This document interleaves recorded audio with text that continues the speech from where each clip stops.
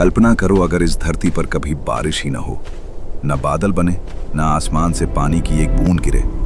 धीरे धीरे नदियां सूख जाएंगी, खेत बंजर हो जाएंगे और दुनिया भर में पानी की भारी कमी हो जाएगी। खाना पैदा करना मुश्किल हो जाएगा। जानवर और इंसान दोनों पानी के लिए संघर्ष करेंगे।